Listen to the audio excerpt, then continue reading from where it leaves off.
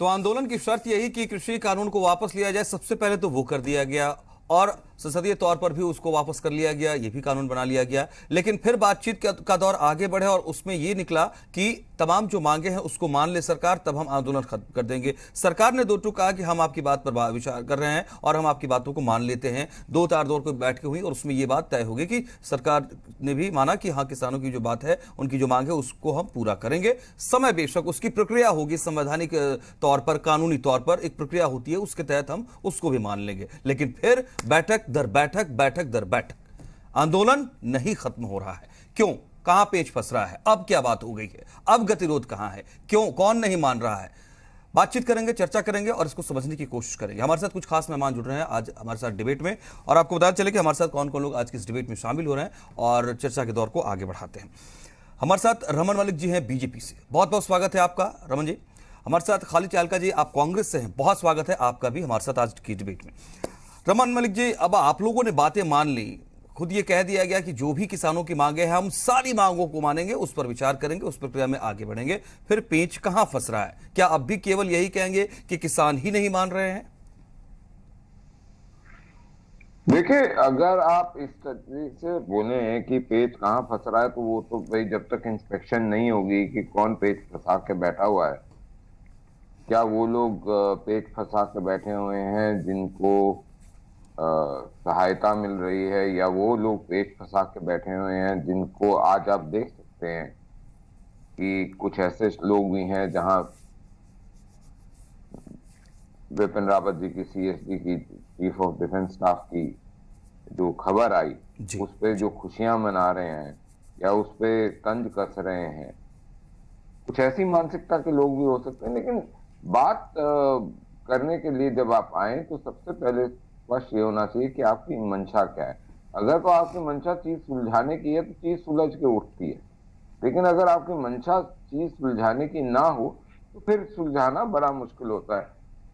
आड़े को तो समझाएं समझाएं, पेड़े को कौन समझाए। मतलब बात वही है कि आप ये देखें कि जो जो बीच में अड़ के खड़ा हो जाए तो उसको क्या करें। लेकिन साथ साथ बात ये भी सामने आनी चाहिए कि बहुत सारा वर्ग जो इस आंदोलन से जुड़ा हुआ था, वो अब इस आंदोलन को समाप्ति की तरफ देखना चाहता है, लेकिन कुछ ना कुछ रोड़ा, कुछ ना कुछ अड़ंगा इसमें कुछ वो लोग डाल रहे हैं जिनकी मंशा इसको और लंबा कराने की है। क्यों कराने की, ये पूरा भारतवर्ष जानता है। तो मेरे को ऐसा लगता है कि जब आपकी मुख्य जो चार बातें थी वो चारों की चारों मान ली गई, एक तो वो विषय आ गया। दूसरा ये कि आपने बहुत सारी जगह ये कह दिया कि हमारा कोई वास्ता ही नहीं है, कोई लेना देना ही नहीं है कुछ गतिविधियों से, जैसे कि वो एक व्यक्ति के जलाने की बात थी, एक क्या बलात्कार की बात थी, एक काटने की बात थी, एक 26 जनवरी वाले की थी। ये तो सार्वजनिक बयान है, आपके पास भी है, हमारे पास भी है, जहाँ पे संयुक्त किसान मोर्चा ने बार बार बोला इनसे हमारा कोई लेना देना नहीं है। मेरे ख्याल से वो केसेस भी नहीं होंगे तो रह जाते हैं, वो केसेस जो स्टेट वर्सेस इनके होंगे वो उसके लिए जो है बातचीत चल रही है।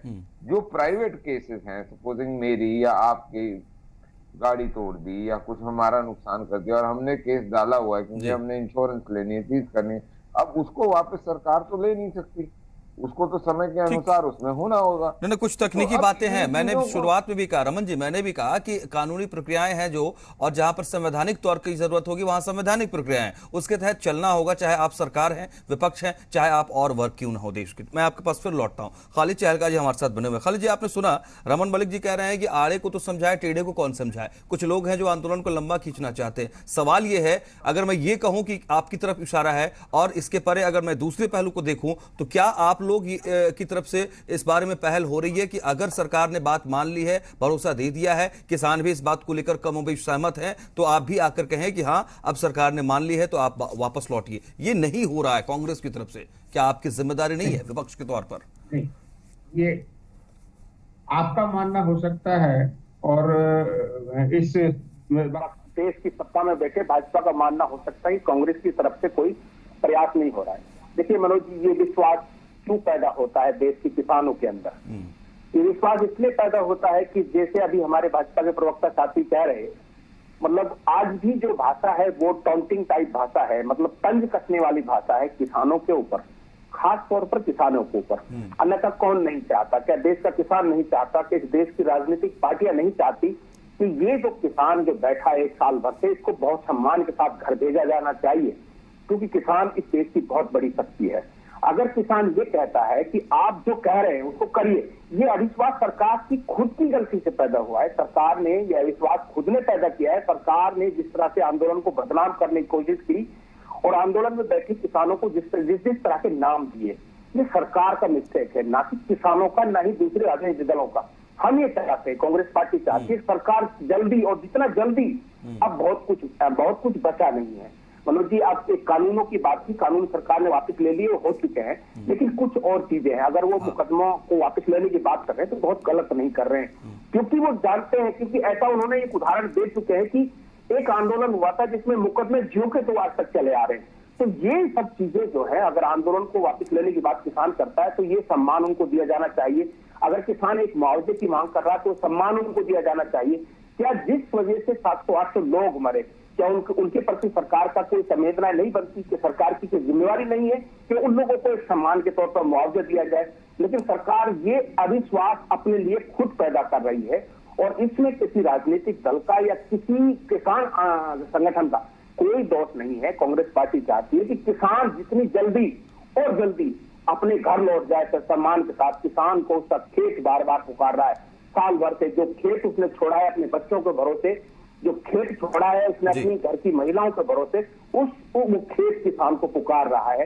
ये समझ लीजिए कि भारत की धरती किसान को पुकार रही है। लेकिन सरकार आज भी सरकार की जो नीयत और बातें हैं वो चालाकियों से भरी हैं, धोखों से भरी हैं, और एक चकमा देना चाहते हैं किसानों को। मैं समझता हूं कि इस अविश्वास को सरकार को खत्म करना चाहिए। ठीक है। अविश्वास और विश्वास के बीच अगर किसानों को सम्मान वापस, ठीक है, मैं आपकी बात लेकर जाऊंगा। सूबे सिंह जी हमारे साथ किसान नेता भी जुड़ गए हैं हमारे डिबेट में। सूबे सिंह जी, स्वागत है आपका जी मीडिया पर। मैं ये समझना चाहता हूं कि अब क्या दिक्कत है। दूसरी बात ये भी है कि चढ़ूनी जी कह भी रहे हैं, आपके प्रमुख नेता में है वो भी किसानों के, कि अब आंदोलन को स्थगित किया जाएगा और बातचीत जो है, प्रक्रिया जो है वो हम आगे चलाएंगे, लेकिन एक मत नहीं बन पा रहा है। क्या दिक्कत क्या है? आपके बीच पेंच फंसा है क्या? आपसे कोई पेच नहीं है जनाब। पेच सरकार ने फंसा रखा है, और पहले भी सरकार का ही पेच था। अब हमारे ऊपर जो मुकदमे हैं, अब जिस तरह हमें किसी मंत्री को या किसी को काले झंडे दिखा रहे हैं, वो मंत्री जी अपने रिश्तेदारों के द्वारा इंडिविजुअल मुकदमे हमारे पर लगा रखे हैं। मैं हिसार की बात कर रहा हूं, और इसी प्रकार दूसरी जगह भी यही है। हमारे आदमियों को चोटें मार दी गई, हमारे ऊपर ही मुकदमे दर्ज हैं। मुकदमे वापिस होंगे, सरकार ने जो करे हैं वो वापस कर लेंगे। जो इंडिविजुअल, इन लोगों ने इंडिविजुअल मुकदमे भी हमारे ऊपर कर रखे हैं, उनको कौन लेगा? एक मंत्री का, एक विधायक का, एक चेयरमैन का, एक जेजेपी का बड़ा नेता। आप उनने अपने पर्सनल रिश्तेदारों को भी हमारे बीच में लाकर और मुकदमे दर्ज कराए, FIR दर्ज है, और 307 के मुकदमे, हमारी बेटी ऊपर 307 के मुकदमे दर्ज है। अब हम 307 के, जिस बेटी के हाथ में किताब होनी चाहिए और वो घर जाए 307 का मुकदमा लेकर, हम किस मुंह से अपने घर के अंदर जाए? आप ही बताइए। ये जो चालाकियां जो से भरपूर बीजेपी बात कर रही है हमारे शहीद किसानों के ऊपर, आज तक इस देश के प्रधानमंत्री जी ने, इस देश के गृह मंत्री जी ने, इस प्रदेश के मुख्यमंत्री जी ने 2 शब्द भी नहीं कहा। बोले मर गए, उम्र हो गई थी, बूढ़े थे। अरे पुलिस के डंडू से जो मरे, लाठियों से जो मरे हैं। अब जब भी हरियाणा के अंदर है, हिसार के अंदर दुष्यंत चौटाला जी आए, हमारी शहादत लेकर गए। जब भी मुख्यमंत्री महोदय आए हिसार के अंदर, हमारी शहादत लेकर गए। ठीक है, आपने बहुत सारी बातें रखी हैं। आप ये बताइए कि इनके ऊपर 2 सूबे सिंह जी, आप समाधान चाह रहे हैं, आप समाधान शब्द नहीं है इन लोगों के पास। रमन जी ठीक है, ठीक रमन आज जी, हम समाधान ठीक है। सरकारी सरकारी स्तर पर जो मुकदमे दर्ज हुए हैं, आपका पॉइंट ये है, उसके अलावा जो मुकदमे दर्ज हुए हैं उसको कैसे डील किया जाएगा, आपका सवाल ये है मुख्य रूप से। रमन जी, क्या रास्ता है जब और बातें मानी गई हैं? हाँ जी, हाँ जी। और जो एफआईआर की बात है या केसेस की बात है, उसको लेकर के आप लोगों ने भरोसा दिया है, तो और जो थोड़ी बहुत स्थितियां बन रही है उसको लेकर थोड़ा कुछ रास्ता बन सकता है? देखिए, रास्ता जब बनेगा तो बनता ही जाएगा रास्ता ना बनने की कोई बात नहीं है। लेकिन जो अभी जिस प्रकार से बोल रहे थे, सबसे पहले तो एक छोटा सा विषय मैं आपके सामने रखूंगा। हम जब शहीद बोलते हैं तो वो शहीद वो होता है जो किसी भारी ताकत के साथ लड़ते हुए वीर गति को प्राप्त होता है, या आपकी कोई आतंकी हमले में आपका अपना कोई सैनिक वहां पे देश की सुरक्षा करते हुए गया है। तो इस तरीके से शहीद होने का हम आतंकवादी तो थे ही, आपने कहा है, आपकी सरकार ने कहा तिवारी जी। हाँ, हमारा क्या मान सम्मान है? आपने हमें आतंकवादी कहा, बलात्कारी कहा, हत्यारे कहा। अपनी वाणी को विराम दीजिए, आपकी बारी जब आए तो आप बोल दीजिएगा। मैं मेरी वाणी को क्यों? आप अपने तथ्य जनता के सामने ठीक तरीके से रखिए। रमन जी, हाँ, बिल्कुल आप सही कह रहे तरीके से हैं रखा हम हूं, तो आपके लिए आतंकवादी मैं नहीं बोल रहा था। हैं, आज भी है, आगे भी रहेंगे। अनुरोध है कि इनको जरा चुप कराएं, मैं अपना विषय रख लूं, फिर ये रखें, मैं उनका जवाब भी दूंगा। ठीक, मैं आ रहा हूँ खालिद जी, आ रहा हूँ। सुबह से आपके पास विषय ही नहीं है। सुबह से थोड़ा सुन लीजिए जल्दी से। हाँ, अरे सारे बात है भाई, ठीक है जी। भाई देखिए, साफ सुथरी बात है। सबसे पहला तो वो विषय आ गया कि जी जो शहीद का बात है। दूसरी चीज जो मैं चीज आपके सामने रखना चाहता हूं, आज उस चीज को समझना चाहिए कि जो भी ये आज कह रहे हैं कि हमारे को आतंकवादी का, सबसे पहले किसने कहा? कांग्रेस के बिट्टू जी ने। उन्होंने बोला ये खालिस्तानी है। अगर गलत कह रहा हूं तो बताइए। ये तो कांग्रेस वालों ने डाला इन पे आरोप। तीसरी बात, अब आप बात करें कि जी ये लोग, खालिद जी एक मिनट सुन लीजिए फिर। हाँ, तो मैं ये पूछना चाहूंगा, कोई ना कोई तो आपके पास डेटाबेस होगा कि जी फला तारीख को ये व्यक्ति इस गांव से यहाँ आया, ये इसका आधार कार्ड या ये पैन कार्ड या कोई ड्राइविंग लाइसेंस, कोई आइडेंटिफिकेशन प्रूफ कि जी वहां से ये व्यक्ति आया, इतने दिन यहाँ रहा, इस वक्त में इसकी इस तरीके से मृत्यु हो गई। आप बताएंगे, डेटा तो देंगे ना कोई कि कितने, कब आया, कब गया, कैसे हमने हुआ, पूरा डेटा हुआ? दे दिया है जनाब, 3 दिन पहले दे दिया। ज्यादा तुमने ना दिया, नहीं दिया अभी आपने।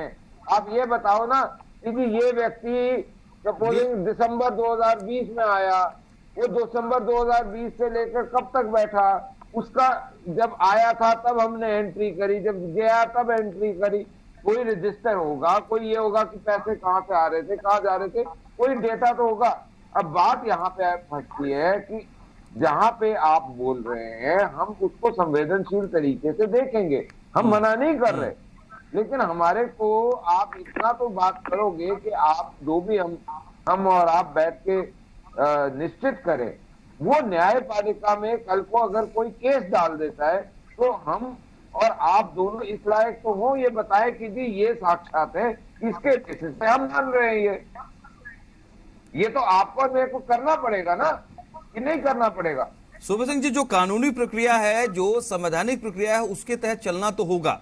रही बात सरकार के रुख की, तो सरकार ये कह रही है कि हम आपका पूरा सहयोग कर रहे हैं और जो भी केसेस मैक्सिमम जो आपकी समस्या है उसको दूर करेंगे। लेकिन खालिद चायलका साहब, आपके पास आना चाहता हूं एक बार मैं इस देखिए, शहादत की परिभाषा है और उसका दायरा क्या, कैसे वो सम्मान हम सब आप जानते हैं। मैं समझना ये चाहता हूं कि क्या केवल आप आतंकवादी थे, आप खालिस्तान के लोग थे, आप क्या थे? अब एक बार फिर से उधर ही लौट जाने का समय है, या वहां से अब हम आगे बढ़े हैं तो आगे की तरफ देखें? इसमें कैसे सहयोग होगी, कैसे सहयोगिता बढ़ेगी?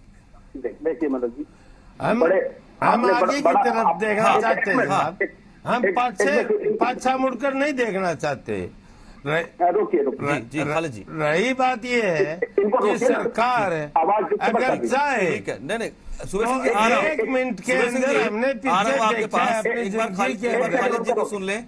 जी खालिद जी, कांग्रेस से हमारे साथ। देखिए मनोज जी, ये जो परिभाषा है या विश्लेषण है जिसको अभी हमारे भाजपा के प्रवक्ता श्री रमन मलिक जी कर रहे थे, वो शहादत की परिभाषाएं आपको बता रहे हैं और हम सब सुन रहे हैं। लेकिन उनसे आप ये भी पूछिएगा कि ये जो शब्द उन्होंने किसानों के लिए इस्तेमाल किए, किसान संगठनों के लिए इस्तेमाल किए, किसान आंदोलन के लिए, फिर वही लौट गए। मैं वही तो कह रहा हूं, ये गतिरोध 1 साल तक चल गया। अब अगर दोनों तरफ से थोड़ी बर्फ पिघली है तो आप उसको क्यों नहीं पिघलने देना चाहते हैं? आप उसको और जमाना चाहते हैं, यही सवाल है। यही सवाल ये है कि क्या एक चुनाव के लिए, क्या आने वाले एक चुनाव के लिए आप झूठे वादे करके निकल लेंगे? सर एग्जाम्पल सामने उपचुनाव का था, आपने क्या कर लिया, बीजेपी ने क्या कर लिया? अरे अब उसको छोड़ देना। चुनाव के लिए नहीं रमन जी, क्या आप सियासत कर रहे हैं किसान आंदोलन पर? यह आरोप है। आप झूठ बोल के निकल लेंगे और किसानों के साथ कभी विद राजनीति की आदत हो, सही दिखता है। बहुत पुराना कहावत है कि जाकी रही भावना जैसी, प्रभु मुहूर्त देखी दिन तैसी, या सावन के अंडे को हरा दिखता है। ये तो बात है कि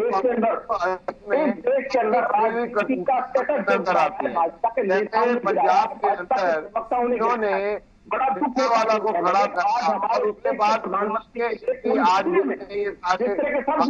है वो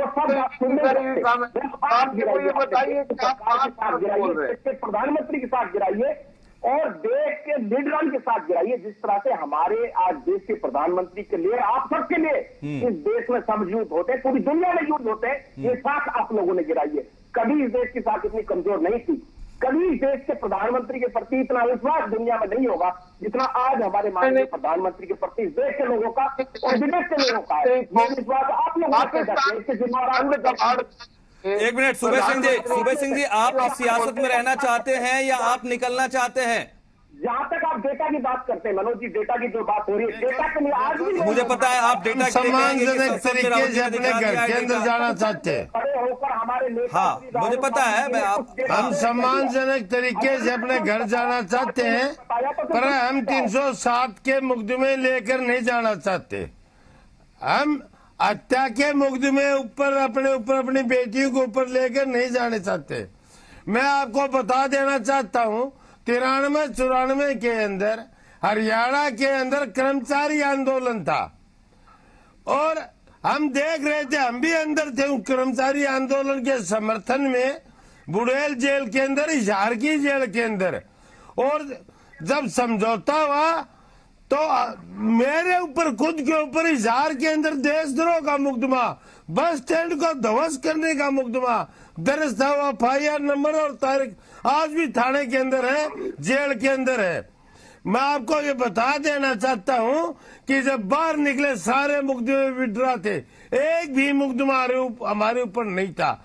सरकार चाहे सब कुछ कर सकती है, सरकार की नीति में कोर्ट हो तो साथ ही कौन का मुकदमा भी खड़ा रहेगा। आप अगर ये कह रहे हैं हमने देखा है हरियाणा के इतिहास के अंदर, आप खुद कह रहे हैं कि सरकार चाहे तो सब कुछ कर सकती है, सरकार ने इतना बड़ा भरोसा दिया, मुख्य बात मान ली आपकी, तो फिर थोड़ा सा और विश्वास कर लीजिए ना रमन मलिक, ये भरोसा मजबूत कीजिए। अगर ये उम्मीद है आपसे, अपेक्षा है आपसे, इस भरोसे को, उम्मीद को मजबूत करें। जनाब हम बता देना चाहते हैं कि हाँ जी, जब मुख्यमंत्री हरियाणा खट्टर साहब ने यशपाल मलिक को, जो अमित शाह जी के गृह मंत्री के आदमी थे, और वो सैनी साहब, वो MP साहब, वो भी गृह मंत्री के आदमी थे, दोनों को हरियाणा के अंदर जातीय दंगे करवाए और खट्टर साहब ने ये कहा कि आप जाइए, हम सारे मुकदमे वापिस देंगे। किसानों के बच्चे आज भी जेलों के अंदर सड़ रहे हैं, उनके ऊपर 300। अब आप रमन जी के स्टेटमेंट लीजिए। 10 साल हो गए जेलों के अंदर। रमन जी इनकी ठीक है, नीति और नीति में फर्क है। आपकी बात मैं आपको साफ बता देना चाहता हूं, हमें विश्वास नहीं है, वही कह रहा हूँ, सरकार और बीजेपी विश्वास की कमी है, मैं वही बात कह रहा हूँ। रमन जी लगता है कुंवर सिंह जी को थोड़ी ठंड ज्यादा लग रही थी, या जो भी सिस्टम है वो बिल्कुल ठीक हो कह रहे हैं और बात कर रहे हैं। मैं सिर्फ इतनी सी बात कहूंगा, इसको सूबे सिंह को समझना पड़ेगा कि सूबे सिंह जी, आपने, आपके लीडर ने बहुत सारी जगह, बहुत सारे केसेस में अपने आप को या SKM को या आंदोलन को उन घटनाओं से जुदा करा है। उसने एक बयान दिया है कि वो हमारा कुछ लेना नहीं है उन घटनाओं में। तो सबसे पहले तो उन घटनाओं को हम अलग कर लें। दूसरा जो स्टेट के वर्सेस इशू है वो उसके लिए भी कोर्ट केसेस जो हैं या FIR है उनको देखा जा रहा है। जब इतना कुछ हुआ है तो उसका एक लेखा जो एक देखना पड़ेगा कि कौन कैसा कहाँ पे हुआ, उसको सॉर्ट आउट कर रहे हैं। अगर हमने आपको ये बोला और हमने अपना ईमानदारी दिखाने के लिए हमने कानून वापस ले लिए, हमने बिजली के ऊपर बोल दिया, हमने पराली के ऊपर बोल दिया, हमने MSP की कमेटी बैठा दी। अब मैं ये समझना चाहता हूँ कि ये सारे काम तो हमने कर दिए, आपने क्या काम कर लिया भाई साहब, ये बताओ। पराली के ऊपर कल ही हिसार के अंदर किसान को गिरफ्तार करा जी, कल ही गिरफ्तार किया है। मैं आपको बता देना चाहता हूँ, जब तक आप अपने DC हिसार को पूछो, पराली के ऊपर गिरफ्तार किया है किसान को। डीक्रिमिनलाइजेशन सुनो, डीक्रिमिनलाइजेशन ऑफ पराली का जो विषय है उसके ऊपर नरेंद्र तोमर जी का बयान आ चुका है और उसके लिए जो काम करने हैं वो हम बयान तो पेट नहीं भरे, पेट तो हम मुक्त में, और ये जो कानून वापिस होने से नहीं, नए केसेस की बात आप कह रहे हैं ना सुबे सिंह जी, जो पुराने केसेस हैं उसकी बात अगर आंदोलन और सरकार और किसानों के बीच संवाद हुआ, किसान हमारा तो और हमने आज DC मिली नहीं मुद्दे, वरना हम बताते। सरकार ये समझना होगा कि अगर एक प्रक्रिया है केसेस वापस लेने की या और अलग अलग तरीके का मसले सुलझाने की, तो थोड़ा सा समय, थोड़ा सा सहयोग उसमें भी लगेगा। ये थोड़ा सा विश्वास करना पड़ेगा। उम्मीद करते हैं कि सरकार ने जो स्टेटमेंट दिया है उसके दायरे में तमाम जो किसानों की समस्याएं हैं उसको दूर करने का भरसक प्रयास हो, आंदोलन खत्म हो। बहुत बहुत शुक्रिया आप सबका हमारे साथ आज की इस डिबेट में रहने के लिए, अपनी अपनी बात रखने के लिए। किसान आंदोलन लगातार लंबा खींचता चला जा रहा है, पेच फंसता चला जा रहा है, लेकिन जरूरत है इसको सुलझाने की और आंदोलन को खत्म कराने की। हर तरफ से यह पहल होनी चाहिए। नमस्कार आप सबका हमारे साथ रणभूमि में रहने के लिए।